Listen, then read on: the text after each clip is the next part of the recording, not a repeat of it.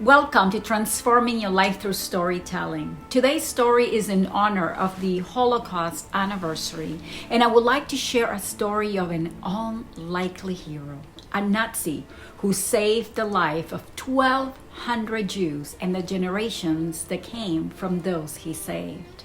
I'm talking about a man named Oskar Schindler, a German industrialist, a war profiteer, a spy, a drunk and a womanizer, and yet Europe's greatest humanitarian. This is a massive oxymoron, and this is what makes the story so powerful. How does a man touched by evil becomes a savior?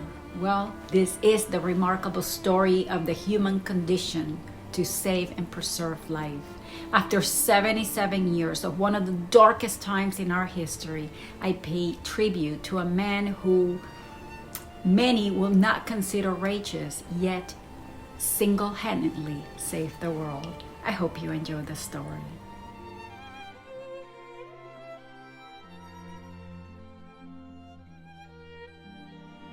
Oskar Schindler was born April 28, 1908 in Austria, Hungary. In 1936, he joins the German intelligence service agency, becoming a spy in gathering information for the German government to help in their upcoming invasion, undermining and betraying his own country. After being arrested for espionage by the Czechoslovakian government, Oskar Schindler moves to the Nazi-controlled city of Krakow in Poland, seeking money-making opportunities. Now, this historic city was the home to over 60,000 Jews, and that became the German power in Poland during 1939. And just before its invasion, at the beginning of World War II, Oskar Schindler joins the Nazi Party. You could say that at least at that point in history, Oskar Schindler considered himself a German, and he truly believed in the expansion of the Reich. However, unlike the Nazis, Schindler never possessed any anti-Semitic feelings. He joined the Nazi Party despite their racial ideology and not because of it. The characteristics of Schindler's decadent lifestyle allowed him to seamlessly mingle with the elite. The main motivator for Schindler was to go up the ladder of power by becoming close friends with high-ranking SS officials and Nazi socialites, and that he did really well. Schindler had the looks, the smarts, the ambition, and the means to do so. He was a black marketeer, so he supplied the Nazis with things that were difficult to obtain at the time, throwing lavish parties and associating with those of the highest ranked. He cleverly called in favors and obtained preferential treatment to obtain the life he wanted. Schindler also took advantage of the German occupation program to remove Jewish-owned businesses, and he bought himself an Almaware factory at a good price. Through some army contracts and the exploitation of cheap Jewish slave labor from the Krakow ghetto, Schindler amassed a fortune. He was the main supplier for the German army of an Almaware, and millions needed the items that he produced. So, how does an opportunistic man moved by profit come to have such an extraordinary change of heart, you may be wondering. As time passed, he became disenchanted with the brutal policies emanating from Adolf Hitler and the SS officers. But Schindler was strategic in keeping his dissatisfaction to himself. As time passed, he grew to care for his Jewish workers, particularly those he came into contact with on a daily basis. Schindler witnessed how children were sent to extermination camps, and that changed his soul. It was then that he began to use his diplomacy to convince the SS officers to let him keep Jews that were at risk of deportation. In fact, he created false documentation to show that many of the women there were certified workers and they were essential for what he was doing in the factory. This way, the SS officers couldn't take them. When Schindler was questioned as to why there were so many kids in his factory, he did the same. He argued that the small hands and fingers of these children were essential in order to handle the small pieces that were used in the manufacturing of ammunition shells. And like other places where Jews received inhumane treatment, Schindler fed his people adequate food. He installed proper kitchens and eating areas. He even created a small doctor's clinic to look after the medical needs of his people. Given that the Nazis only provided a tiny amount of food for the Jews, Schindler made up the deficit out of his own pocket. Schindler spent considerable amount of money obtaining food, supplies, and medications to have enough for his workers. And that was something that couldn't be done without attracting attention, because between 1942 and 1943, he was employing over 1,500 people. So the scale of obtaining the supplies couldn't be done without attracting the attention of the officers. So he spent a lot of money on bribes, in excess of $1 million to smuggle the goods in. And just to give you an idea, that will be an equivalent of $19 million today. At first glance, Schindler appeared to be the same as the Germans who occupied and governed Poland. However, it was his ability to become one with them that provided him the perfect cover-up for his illegal activities. For all intents and purposes, Schindler was a proud and dedicated member of the Nazis. But in fact, records show that he was arrested 3 times due to his preferential treatment and protection of the Jews. But thankfully, he managed to bribe officers by paying large sums of money to have him released. With the rapid advance of the Red Army in 1944, Schindler was ordered to evacuate his factory.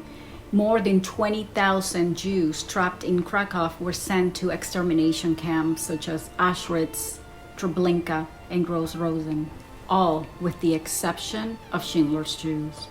Despite fierce opposition and huge obstacles, Schindler fought tooth and nail to obtain permission from the Army's high command to move his workers from Krakow to a spinning mill in Brunlitz, where they would be less at risk.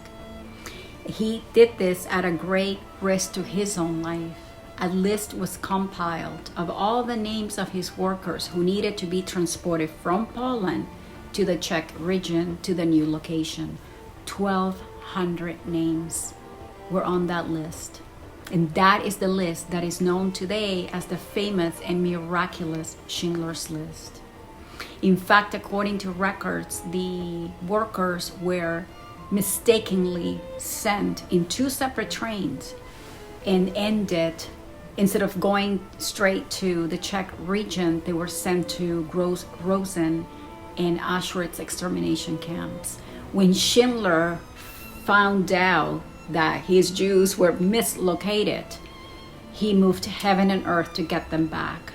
But it will prove a lot more difficult for Schindler to get back the 300 females that were already at Auschwitz and soon to be sent to the gas chambers. SS officers only agreed to discharge them after forcing Schindler to pay, I believe it was 7 marks per worker.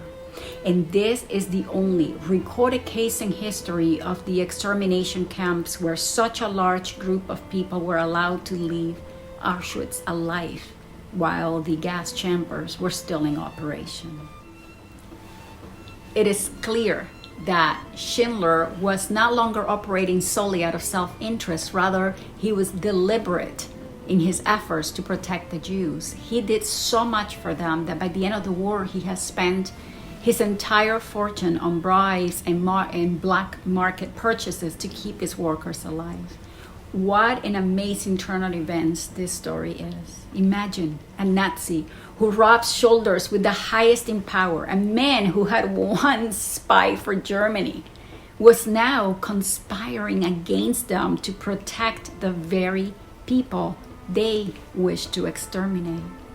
To me, it was preordained that a man representing the most evil part of humanity would later become the instrument that saved them. It was those very same espionage activities that he used on behalf of Germany that put Schindler in the perfect position to save so many lives. When the war ended, he gathers his people in the factory and tells them he's free. As a member of the Nazi Party and the Service Intelligence Agency, Schindler was now at risk in being prosecuted as a war criminal. The roles had reversed, and now he had to run for his life. You see, up until that point, to the world, Schindler was just another war criminal.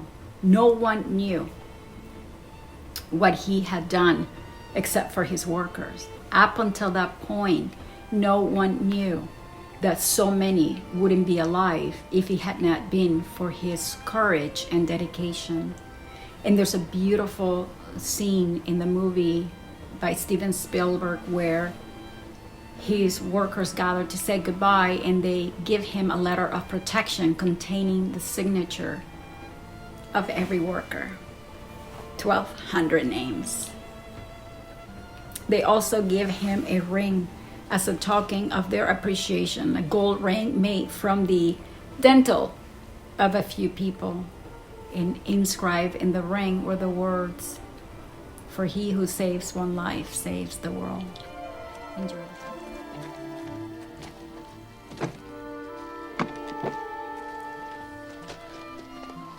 We've written a letter trying to explain things in case you were captured. Every worker has signed it.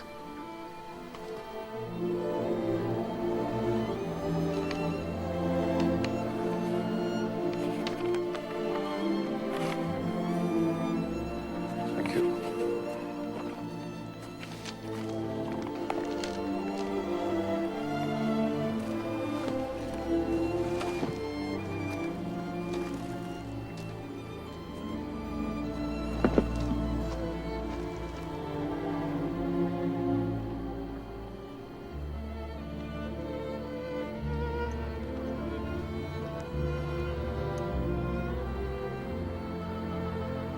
Hebrew from the Talmud, it says, whoever saves one life saves the world entire.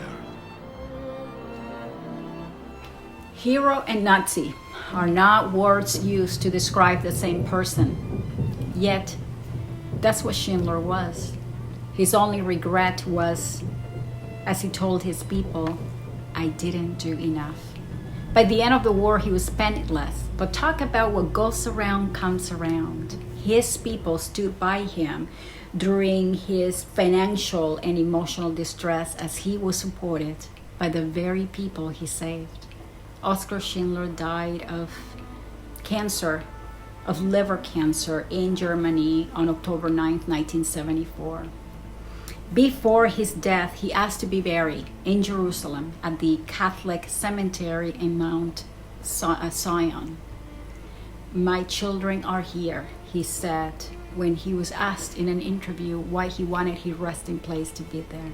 Amid hundreds of tearful Schindler Jews, his wish was granted. He has the distinction of being the only member of the Nazi Party to ever be granted permission to be buried in Israel.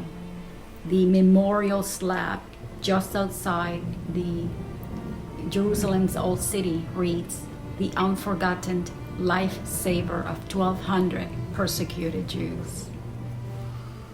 There is no doubt that Oskar Schindler proved to be an extraordinary man. His character flaws don't take away from his humanity and courage. Here is a wonderful picture of the survivors of Schindler and their families near his grave during the filming of the movie. Schindler may have been a man that didn't fit the persona that you would expect would do this, a womanizer, a drunk, a Nazi, and yet a righteous man. I would like to leave you with a short clip and with the words that I hope you take to your heart. Whoever saves one life saves the world.